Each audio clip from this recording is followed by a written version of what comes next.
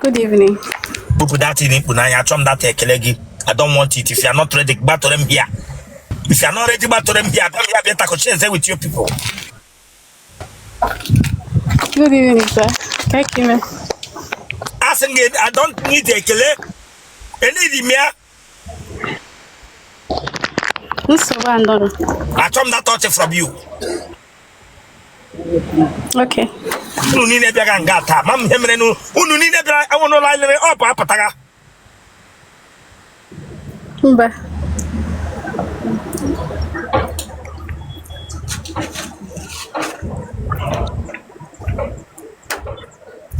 You tell me that, eh? Oh, yeah. Old layer. The way for Nana, like a below to get Laramazo. Kevin is also fun for now. What's women say? Please, can you help me to just put this one? Just help me. Let me change the camera. Yeah, where that camera? Oh, you can't banana from interview. The one I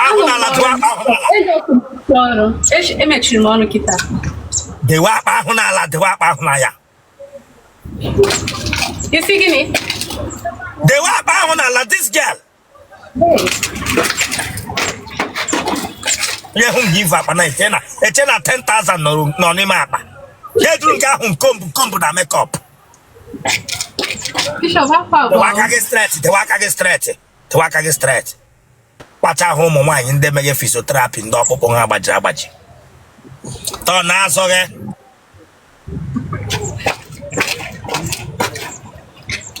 Whatever. Asking you what pack and up again. What pack and up again? This guy, Namami, when I'm Namami, when I'm able to get Bia, but I'm not. Whatever I said, Bia. No, stay there. Let me come back. All right.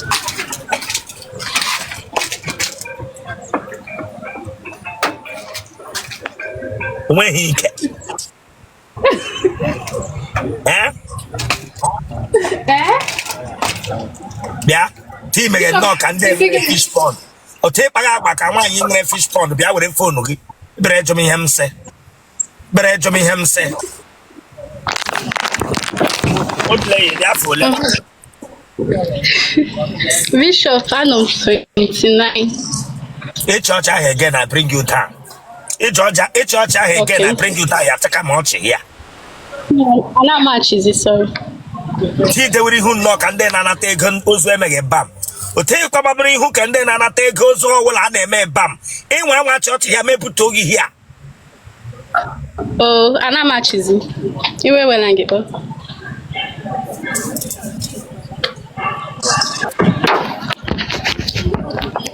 What's your camera? Okay? It's a guinea. LA Yamro. 97. May 27, 97. Give me an age like this. In one house. I don't know, mana. And my G system around where I can do this thing. It's your mole. By where? Jerome. Umwoko legura la goku olulu na wine. Tembe patrowa. Manda abo. Umwoka abo. Ke hemre na loge mada abo ahụ. Okay, nke the first person. Onye nke ahụ. Owo akuzi. The other person may travel. Nne na nna ga ndo. Nna m dị ndụ mana nne m anwụọla. Ndo nna. Gịnị gburu nne gị? Ọrịa ga nwụọ. Thank you. Onye ka esi ga thank you. Sorry. Eh? Because isi m ndo. Ọya ka m ji si gị ngwa imeela isi m ndo. Mmela na gịnị mere na nne gị nwụrụ anwụ ga bịa sị m don't try it here. Don't ever try it. I'm not joking with you. Yes, sir.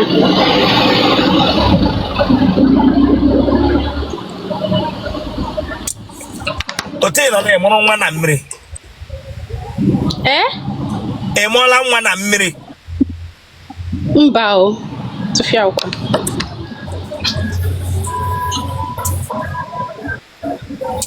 Nwaanyị ibe gị ọkọọla gị ihe n'ụzọ mbụ? Mba. Ele agwa ịma ị nwere na-adịghị mma ịma wa agwa ọjọọ nwoke ga-awa chọpụta echi gịnị enwe problem ka agwa dị ihe ahụ. Enwere m agwa ọjọọ. Nwagbogho Bia bụ holy sister, holy auntie, holy mother. Holy auntie, holy sister, holy mother. Agwa ọma dị ya n'ime. Ị gbaala ara mbụ? Tụfịa kwa mba. Ụmụnne gị ọ dị ole? Anyị dị 5. Ntamu ọ dị na family unu? Ntamu. Isi gịnị? Ntamu ọ dị n'ụlọ unu? Mmadụ na-aga yere ekwuru mba. Olo. Otele gị nke ịsha anyụ ama mere ọzara aza. Mba o. Ọ dọzakwa aza mba. Aka mmadụ abụọ ga-abalị n'ime otele gị. Mba, mba o, aka mmadụ ga-aba agakwa ya.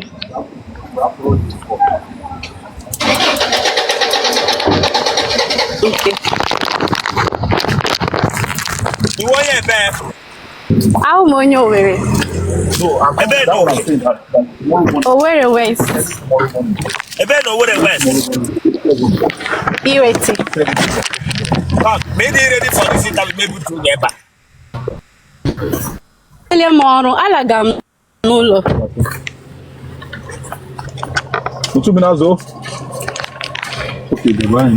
Bishop, alaga m n'ụzọ, emechiele m ọrụ. Mmadụ letrala gị? Genotype mba, enwere onye ọbụla tarala m. Mmadụ abụọ, sorry, mmadụ abụọ. Mmadụ abụọ naanị. Gị na ha ọ ka na-ata? Mba, anyị esego okwu. Genotype gị? AA. Blood group gị?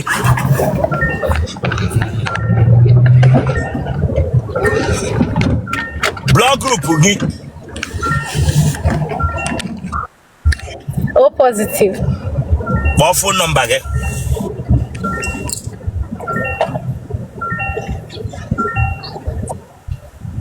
Okay. 070 184. Watch kwa izu ike watchalia. Mana need weekend. Come on, subscribe for that place. So can subscribe or check abago. Subscribe or like ya share ya. Awara ya bage. E watch it ya get back get just know what ya taku share the game for what? Subscribe or for this place.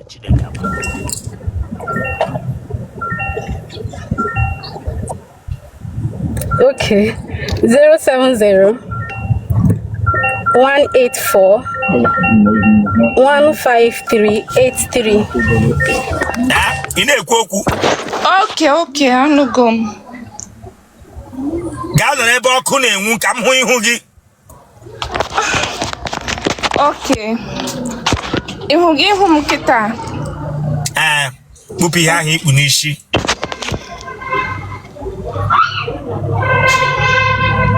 Akwai mani ihe ọbụla m mere gị nga aga na social media niile m ga n'iru mewe gị ntazu.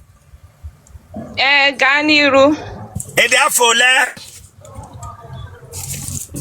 25 years. Ị dị 25 years gị kwa babachi ihu atị gwegwegwe ka. Isi dị with 25 gị nwa. Ị dị 25 gị nwa. Gị nwa nyiri nnekwu oke ọkpa bịara nga agwaga m na ị dị 25. What year ka a mụrụ gị? Oke ka m jụga. Gị nwa yiri nnekwu oke ọkpa bịara nga agwaga m 25. What year ka a mụrụ gị?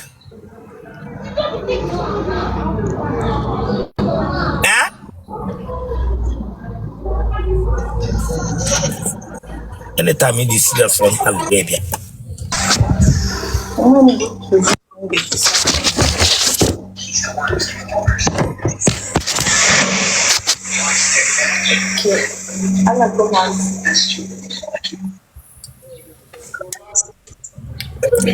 Braga bere maka n'ukwu nke gịnị ji mee? Edition irole 23. Yes, 23. Edi 23 mega ka Christian mother. Come on, prostrate. Asige prostrate atop da beklanga beta kushibeza. Kino ya chigochi. Elo nye no boy na nkia. Onye m no boy na nkia o. Elo nye no med na nkia aga oshi asage fra asaga akwa. Onye m no boy na nkia. Onye na boy na nkia. Otele no na matala nwoke. But Otele anya matala nwoke. Otele anya how many years now? Maybe last year October. Last year October. Kata brugi. Mado leta brugi.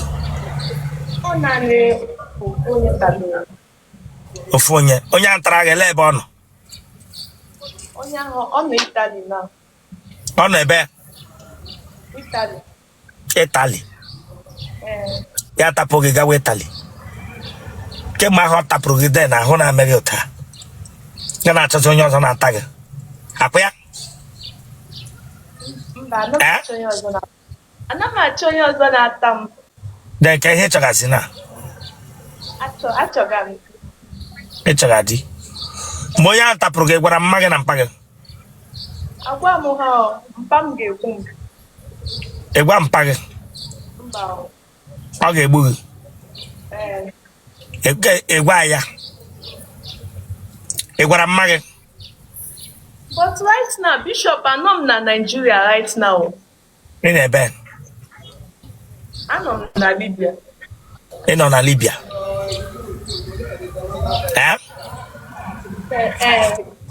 Ke ihe ị na-eme na Lybia? Achọrọ m isi ebe a ma mmiri, but agara m before egide m n'elu mmiri. M survive, but some people anwụọ, but Chineke asị m ga anwụọ, m survive onye. Ị survive ya? Ọ Chineke mere ka survive ya. Some people nwụrụ ihe anyị capsize, some people anwụọ. Mmadụ ole trara gị na Lybia dị ya? Ọ nọ onye m na-agwa gị onye ahụ opu m ụzọ ma mmiri, ọ mụrụ ya kwesịrị iso aga. Ya so the same this thing ka m chọrọ iso aga the next one. Ihe anyị emebi. Ele onye kpọrọ gị from Nigeria ihe agawa dị? Ele otu isi gawa? Iji ụkwụ gawa dị ya? Otu isi gawa gwa ndụ ka edupụrụ ma ọ tụrụ bịa ka amanị m mụ anụ. Were fon a jide n'aka. Ese? Otu m si bịa wụ na. Yes, achọm that touch n'ihu gị. Hey, listen, ji phone a n'ihu gị, achọm that laughter from you. If you are not ready to get back to them here. Ele otu isi si Nigeria were ụkwụ gawa Lybia? Ejighị m ụkwụ ndufu ka edufuru m bịa. Ndufu how? Like onye asị m na m bịa ji ịga akwụkwọ mụ anụtụbụ m about this place. The person sị m na nga because ọ nwanne enyi m nwaanyị. So ọ mụ na nwanne ya nwaanyị sokwa bịa, ya sị m na anyị bịa je ịga akwụkwọ. So mgbe anyị bịaziri anyị ama anọ n'ala ego n'isi anyị gawa cross ọ gawa Europe. So anyị abịazi asịza anyị na anyị ga-akwụ ụgwọ. M ga akpọrọ anyị ga ebe a na-eme med anyị na-arụ ọrụ. Ọga anyị abịa na ana ego tie anyị akwụkata ụgwọ, ya si ego anyị ezuela onye Igbo. Ọga anyị nwe onye Igbo ya nakata anyị ego tie anyị akwụ ụgwọ 2 years ka m ji kwụ ụgwọ plus save ego n'aka ya, save up to 4 million n'aka ya. The man eri ego m ti na ahụ m those money and ama m ebe the man nọ. Ele motivate gị iji hapụ ụlọ nne gị na nna gị, gwa gị nne gị, gwa gị ụmụnne gị ga-esoro mmadụ onye na-amaghị onye ọgwụ na-awụghị your family member cross ọ gawa border gawa obodo nne na-amaghị. Ọ ka emewere gị ebere ka ọ ka emewere mma gị na mpa gị ebere? Eleghị ji mod ihe ahụ. Oh my friend na ọ mụrụ ya nọ na school. Your friend gịnị ya na school? And school now again, I know you're not in school now. Oh, my father and Azuma and my grandma. Then you left without their knowledge. I feel him that Oga because that time my mother and my father they went so all those things they name so then.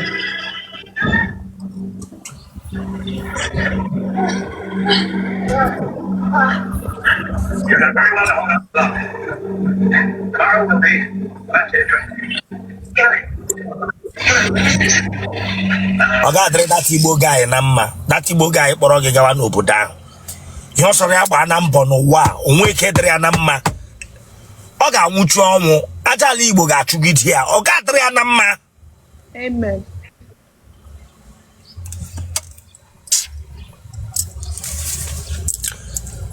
But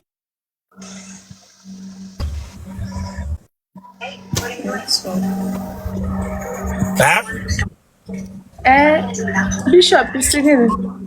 ọkwa ị nọ ọfụma ebodo ị nọ. Anọ m ọfụma because mgbe egidekwere anyị akpọrọ anyị gaa ebe mkpọrọ so ha sa ga-eji ego release anyị akpọ nnukwu ego but Chineke eme leta release m without no money so anọ m ọfụma. E release gị without no money.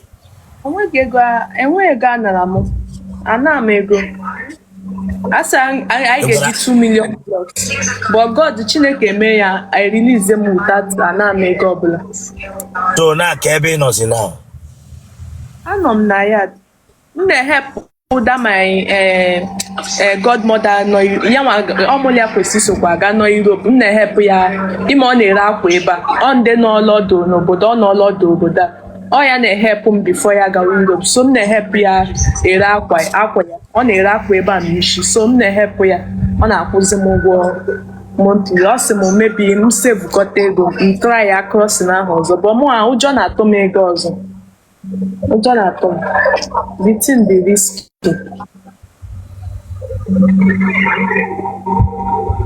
So now ebe ụjọ na-atụ gị why not come back na be nna gị ha?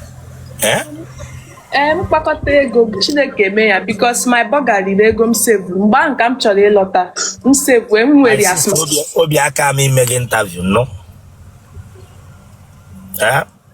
because mmekwe gị interview na esi mmekwe gị interview na mme gị interview na ndị ọzọ wụ ndị Igbo na-enweghị conscience na-amaghị ihe a na-akpọ conscience nakwa bịa mee gị ihe ọjọọ ugbu a na-deceive oge na because amanụ m what age can you know pass ya this kind of stress at times in a may gwa hum page imega ihe gwa hum mage this when they na amage ndowo this when they na amage ndowo you won't fear for your father, you won't fear for your mother.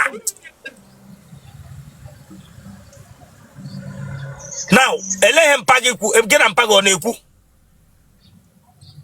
Muli a na-ekwu onwe ya na even mgbe egide m akpọ m ya ka even my father self ya nwa self onye my grandma onye mma that lady help m wewe ego m save n'aka my father mgbe egide m feel na mkpọ ya ka o send am my money ka m were pụta n'ime ọtụbadere m ọnụ ọ dịdị ike my uncle ndị nọ na-agbagharị with my grandma self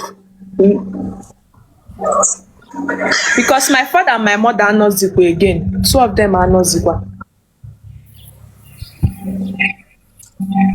Oh ya ka ịhụ ndị kelere na divorce apụtara na social media na-eko na my divorcee. Ọ ka ịhụ ihe divorce na-aka ọsụrụ ụmụaka. Ọ ya ka ịhụ mpa nọrọ iche mma nọrọ iche. Yọtala. Then get one no with your children. Engage a guide home na ga grow 3 months na home akage. My sister, I got my mailing interview, no? Just call your phone number. On your like reggae to you. Your genotype. My genotype will AA. Blood group we. O positive. Call your phone number. Just use your head, okay? My phone number plus 218 94 471 8618. ịchọ ịlọta na Nigeria, ịchọ ịlọta. Achọrọ m ịlọta hụ help, I will come